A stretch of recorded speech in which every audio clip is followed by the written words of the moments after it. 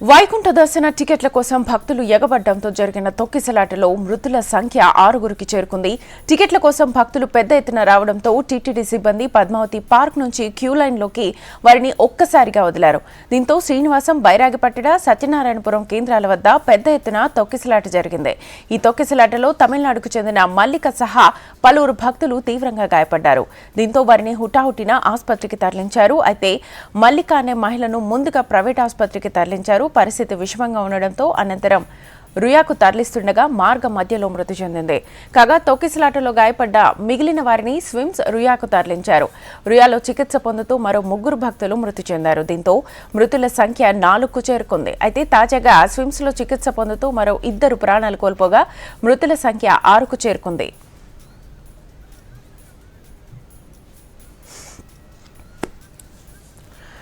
రెటిక తొక్కిసలాటకు సంబంధించి full details మా ప్రతినిధి రాజేష్ అడిగి తెలుసుకుందాం. రాజేష్, మొత్తం 9 కేంద్రాలు, 94 కౌంటర్లు. సో మొత్తానికైతే ఎక్కడ చూసినా తొక్కిసలాటకు సంబంధించిన టాకే వినిపిస్తోంది. ఎక్కడ వైఫల్యం జరిగింది అనేది తెలీదు అని చెప్తున్నారు. ఇంతకుముందు ఎప్పుడు జరగని ఘటన ఇది. ఒక్కసారిగా క్యూ లైన్లు ఓపెన్ చేయడంతోనే ఈ తొక్కిసలాట జరిగింది అని భక్తులు చెప్తూ ఉన్నారు. అప్డేట్స్ ఎలా ఉన్నాయి?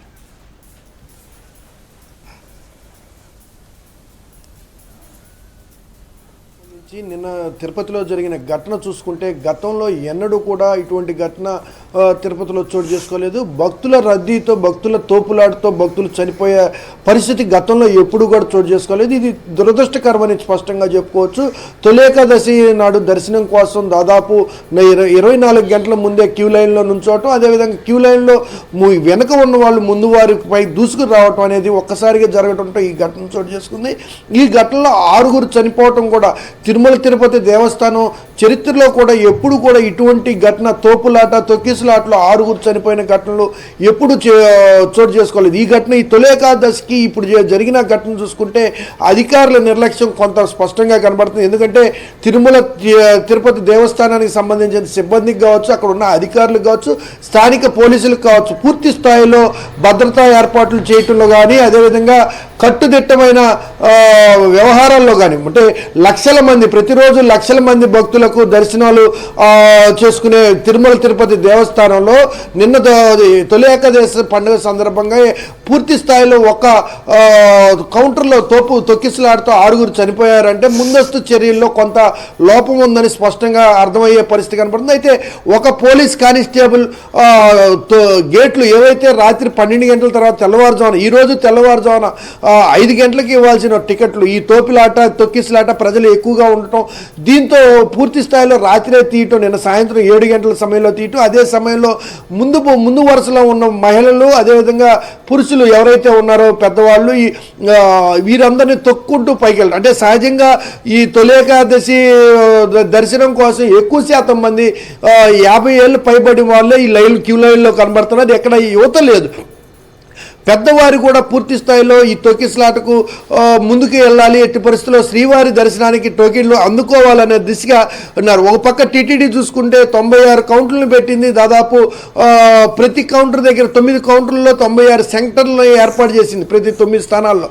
ఈ చేసినప్పటికి కూడా ప్రజలు ఒక్కసారిగా తొక్కిసలాటకు రావడానికి ప్రధాన కారణం ఏంటంటే ఎక్కడా కూడా స్పష్టమైన వివరాలతో ఎక్కడా కూడా పూర్తి స్థాయిలో టీటీడీ ఈసారి చూపించలేదని కూడా మనం స్పష్టంగా చెప్పుకోవచ్చు. అంటే భక్తులు ఇక్కడ మరణించిన వారి సంగతి చెప్పుకోవడంతో పాటు ఇక్కడ టీటీడీ నిర్వాహకం కూడా కొద్దిగా మనం మాట్లాడుకోవాల్సిన పరిస్థితి ఉంది. అయితే టీటీడీ అధికారులు, పై స్థాయి అధికారులు గత అనుభవాలను దృష్టిలో పెట్టుకొని పూర్తి స్థాయి ఏర్పాట్లు చేసినప్పుడు కూడా కింద స్థాయి సిబ్బంది చూసుకుంటే కొంత అలసత్వం, భక్తుల రద్దీ ఎప్పుడు ఉండే రద్దీ కారణాల వల్ల వాళ్ళ టీటీడీకి అలవాటైన పనే కదా అన్నట్టు కొద్దిగా లైట్ తీసుకున్నట్టుగా తెలుస్తుంది. అయితే అక్కడ పర్యవేక్షణలో మనకి లైవ్ విజువల్స్లో కూడా చూస్తున్నాం. కానీ 4 కానిస్టేబుల్, పోలీస్ కానిస్టేబుల్ తప్పితే మిగతా వాళ్ళు కూడా తొలి సమయంలో ఏదైతే ప్రమాదం జరిగిన సమయం ఉందో ఆ సమయంలో చూసుకుంటే ఈ 4 కానిస్టేబుల్ మినహా ఇంకా అక్కడ ఎవరు భద్రతా సిబ్బంది మన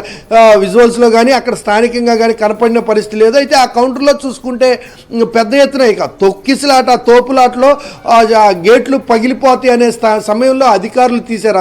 తీసినప్పటికి కూడా ఈ వెనక ఉన్న వాళ్ళు అర్థం చేసుకొని రీతిలో వెళ్ళిన పరిస్థితి కనబడుతుంది. ఈ ప్రమాదంలో 6 చనిపోవడంతో పాటు పూర్తి స్థాయిలో ఈ 6 కుటుంబాలు కూడా తొలి ఏకాదశి దర్శనాలకు వచ్చేసి ఒక కుటుంబంలో తండ్రిని కోల్పోయిన వాళ్ళు, ఒక కుటుంబంలో కూతుర్ని కోల్పోయిన వాళ్ళు, మరో కుటుంబంలో తల్లిని కోల్పోయిన వాళ్ళు, భర్తని కోల్పోయిన మహిళలు కూడా మనం లైవ్ విజువల్స్లో ఇప్పుడే చూసాం. పూర్తి స్థాయిలో హెచ్ఎంటీవీ నిన్న సాయంత్రం నుంచి పిన్ టు పిన్ అక్కడ ఏం జరుగుతుంది, ఎలా జరుగుతుంది, అసలు అధికారులు ప్రమాదం జరిగినాక ఎలా రియాక్ట్ అయ్యారు, ప్రమాదం ఘటన తర్వాత వీరికి వైద్యం ఎలా అందిస్తుందనే పూర్తి అంశాలను ఎప్పటికప్పుడు మనం స్పష్టంగా లైవ్ ద్వారా చూపిస్తూనే ఉన్నాం. అయితే రుయా వైద్యశాలలో అందరికీ చికిత్స జరుగుతున్నప్పుడు కూడా పూర్తి స్థాయిలో ఇంకా కూడా కొంతమంది ఏదైతే ఆ ఘటన చోటు చేసుకుందో ఆ ఘటన నుంచి బయటికి దిగ్భ్రాంతికి గురి ఇప్పటికీ కూడా బయటకు వచ్చే పరిస్థితి లేదు. ఒక్కసారిగా పూర్తి స్థాయిలో అందరూ కూడా ప్రశాంతంగా తిరుమల వెంకటేశ్వరుని దర్శించుకునేటప్పుడు కుటుంబంలో ఉన్న సమస్యలను సైతం పక్కన పెట్టేసి వెంకటేశ్వర స్వామి దర్శనం గురించి ఆలోచించే క్రమంలో ఈ ఘటన చోటు చేసుకోవడంతో పూర్తి స్థాయిలో దిగ్భ్రాంతికి గురి అయ్యారు ప్రతి ఒక్కరు కూడా. భక్తులు చూసుకుంటే పెద్ద సంఖ్యలో ఈరోజు టోకెన్లు తీసుకొని శ్రీవారి దర్శనానికి వెళ్లాల్సిన సమయంలో ఈ ఘటన జరుగుతుందో మిగతా భక్తులు కూడా కొంత ఇక్కట్లకు గురి అయినట్టు పరిస్థితి తెలుస్తుంది. అయితే వైజాగ్ చెందిన వారు, అదేవిధంగా నరసాపురంకు చెందిన వారు కూడా ఈ ఘటనలో మృతి చెందినట్టుగా ఇప్పుడు మనం స్పష్టంగా వివరాలతో చూసాం. పూర్తి స్థాయిలో ఈరోజు చూసుకుంటే ఈ ఘటనలో నిన్నే ప్రధాని నరేంద్ర మోడీ, అదేవిధంగా ఆంధ్రప్రదేశ్ ముఖ్యమంత్రి చంద్రబాబు నాయుడు పూర్తిగా ఏదైతే ఈ మృతుల కుటుంబాలు ఉన్నాయో దిగ్భ్రాంతి వ్యక్తం చేయడంతో పాటు ఖచ్చితంగా ఎవరైతే క్షతగ్రస్తులు మొత్తం 40 మంది ఈ ప్రమాదంలో గాయపడ్డ వాళ్ళు కావచ్చు, మృతి చెందిన వారు కావచ్చు, టోటల్ 40 మంది అధికారులు గుర్తించారు. అయితే ఈ 40 మందిలో 6 మృతి చెందారు. ఈ 6 మృతి చెందగా మిగతా వారు అందరికీ కూడా మెరుగైన వైద్యం, ఎక్కడా కూడా వైద్యంలో పొరపాట్లు తల ఎత్తకుండా పూర్తి స్థాయిలో చేయాలనేసి ముఖ్యమంత్రి చంద్రబాబు నాయుడు అధికారులకు పూర్తిగా సూచనలు ఇచ్చారు. అయితే ముఖ్యమంత్రి చంద్రబాబు నాయుడు కూడా ఈ వ్యవహారం పట్ల సీరియస్ అయితే అధికారుల మీద అయినట్టు తెలుస్తుంది. అంటే నేరుగా ఆయనే ఫోన్ ద్వారా మాట్లాడటం, పూర్తి స్థాయిలో టీటీడీకి భద్రతా వ్యవహారాలు, భక్తుల రద్దీ గురించి కొత్తగా చెప్పాల్సిన పని ఏం లేదు. టీటీడీకి అనుభవంతో కూడిన పని అది రద్దీని కంట్రోల్ చేయటం అనేది. అటువంటి రద్దీని కంట్రోల్ చేయకుండా నిర్లక్ష్యంగా వ్యవహరించడం ఏందనేసి ఈ అంశం మీద కూడా ముఖ్యమంత్రి చంద్రబాబు నాయుడు అధికారులను గట్టిగా ఖండించారు. అయితే పూర్తి స్థాయిలో ఎవరైతే ఈ కౌంటర్లకు సంబంధించిన ఇన్ఛార్జీలు కావచ్చు, పోలీస్ బలగాలకు సంబంధించిన సిబ్బంది కావచ్చు, టీటీడీ సిబ్బంది కావచ్చు, ఎవరైతే ముందస్తుగా విధులు నిర్వహిస్తున్నారో వీళ్ళందరి మీద కూడా చర్యలు తీసుకునే అవకాశం కూడా కనబడుతుంది. ఎందుకంటే గతంలో టీటీడీలో ఎప్పుడూ కూడా ఇటువంటి పరిస్థితులు ఎక్కడా తలెత్తలేదు. పూర్తి స్థాయిలో ఇదే మొట్టమొదటిసారి కావటం, అదేవిధంగా 6 మృతి చెందటం చాలా టీటీడీకి ఒక చెడ్డ పేరుగా మచ్చగా కనపడుతుంది. అయితే ఇటు చనిపోయిన వారిని తీసుకురాలేనప్పటికీ కూడా బతికి ఉన్న వారికి మెరుగైన వైద్యం అందించడంలో ఎక్కడా కూడా ప్రభుత్వం కొద్దిగా నిర్లక్ష్యం వహించకూడదు. వైద్యులు పూర్తి స్థాయిలో అప్రమత్తమై మెరుగైన వైద్యం అందించాలని స్పష్టంగా ఇప్పటికే తెలియజేశారు. ఈరోజు మధ్యాహ్నం 12 గంటలకి తిరుపతి ముఖ్యమంత్రి నారా చంద్రబాబు నాయుడు చేరుకోవటం, 12 గంటల నుంచి 3 గంటల వరకు రుయా వైద్యశాలలో చికిత్స పొందుతున్న ప్రతి ఒక్కరితో పాటు మృతి చెందిన ఆ మృతుల కుటుంబాలను కూడా పరామర్శించి ప్రభుత్వం నుంచి కొంత ఎక్స్గ్రేషియా కూడా ప్రకటించే అవకాశం ఉంది. అయితే పూర్తిగా చూసుకుంటే ఈ ఘటన చూసుకుంటే అధికారుల నిర్లక్ష్యం, అదేవిధంగా భక్తుల ఆరాటం. ఇక్కడ అధికారులు, పోలీస్ సిబ్బందిని ఎంత మేరకు మనం అనుకుంటున్నామో, ఇక్కడ భక్తులకు శ్రీవారిని దర్శించుకోవాలనే ఆరాటంలో వారిని వారు ఏ విధంగా వెళ్తున్నారనే ఆలోచన కూడా మర్చిపోయి ముందుకు వెళ్ళటం ఈ తొక్కిసలాట జరగడానికి ప్రధాన కారణమని కూడా స్పష్టంగా చెప్పుకోవచ్చు. పూర్తి స్థాయిలో గడిచిన 12 గంటల నుంచి వాళ్ళు అప్పటికీ 12 గంటల నుంచి వేచి ఉంటున్నప్పుడు కూడా మరో 5 గంటలు వేచి ఉంటే పూర్తిగా ఎక్కడా కూడా ఇబ్బందులు తలెత్తకుండా ఈ 6 మృతికి కారణం అవ్వకుండా టీటీడీ చరిత్రలో ఒక మచ్చ